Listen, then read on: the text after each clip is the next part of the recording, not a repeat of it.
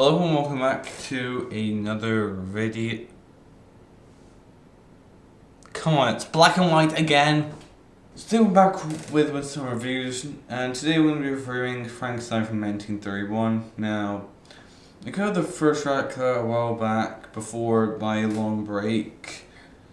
It was like 2021 or so that was before the big break when I returned in 2022. I covered Dracula and I was gonna originally review the other Dracula movies, but I can't remember a thing about them, so I decided to do Frankenstein instead. And I feel like it kind of makes sense to do Frankenstein next because it's the second in the Universal Monsters timeline, I guess you could call it. And yeah, one of the reasons I haven't covered the other Dracula sequels is because I can't be bothered, which means I'm not going to be able to be bothered to cover Dracula's Daughter, Son of Dracula, or House of Dracula. But he also appeared in House of Frankenstein and Abbott Still Meet Frankenstein, which is a bit weird. I will say I didn't love it, just like Dracula. It wasn't like a masterpiece, but I will say from I get that like 30s probably would have been big, but like 30s it would have been like big, like people loved it, but I just don't see it. Especially if I was watching the 1930s, I don't think I would like it, but we're not in the 1930s, so what do I know?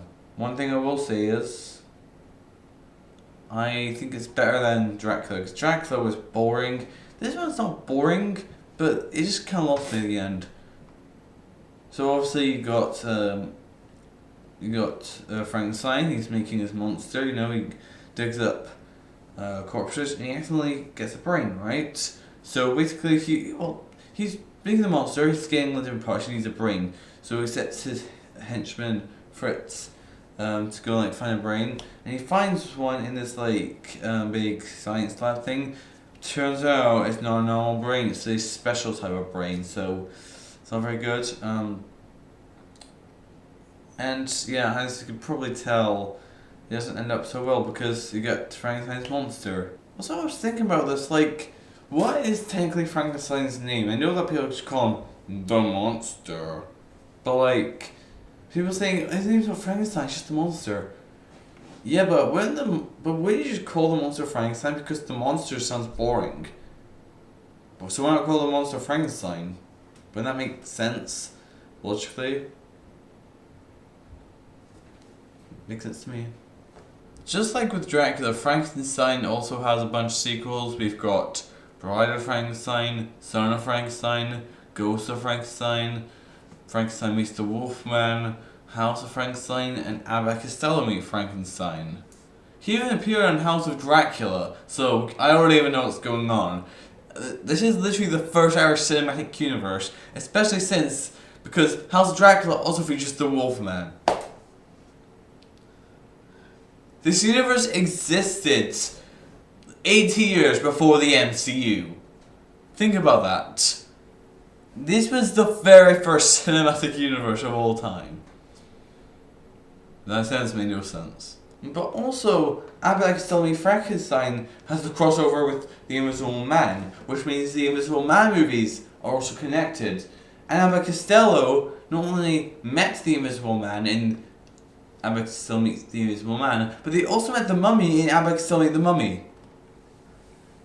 What is this? This is the cinematic universe no one's talking about. I want there to be a modern day version of this, make a modern Dracula, Frankenstein, Invisible Man, they're all connected. I think it would be cool. But anyways, I'm talking about Frankenstein, not the Universal Monster, it's the top from the day. Yeah, this movie, as I said, was good for the most part. I felt like it was okay, interesting, it was a bit slow, but I enjoyed it. I was like, okay, that's good. And then it got to a part where the monster, he runs out of the castle, right? And he comes across a little girl who's throwing flowers into the lake. And so she gives it to him and he starts doing it too, and then he runs out with them. And so he picks up the girl and throws her into the lake, which It's like, why would you do that? It's weird, but I'm just like, what? It's dark, but it's comedically dark. And then everything after this just makes me confused because the movie reveals that her father reveals the monster killed her, but he wasn't even there for it. So how is that even possible? Also, the ending is just like, they just walk around, they try to find Frankenstein, and they just burn to death in this windmill. That's it.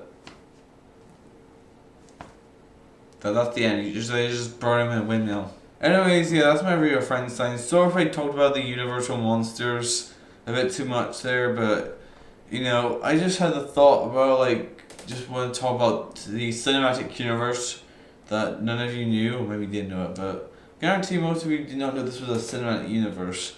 And yeah, I'm probably going to kill the other Universal monsters sometime in the future, like the Wolfman and the Invisible Man and the Mummy, all of them together. And yeah, that's it. That's all I wanted to talk about. So yeah, this movie is not great, but it's not bad either. I give it a 3 out of 5. I think it's okay. I think I like it. So that's it for this video. I hope you enjoyed.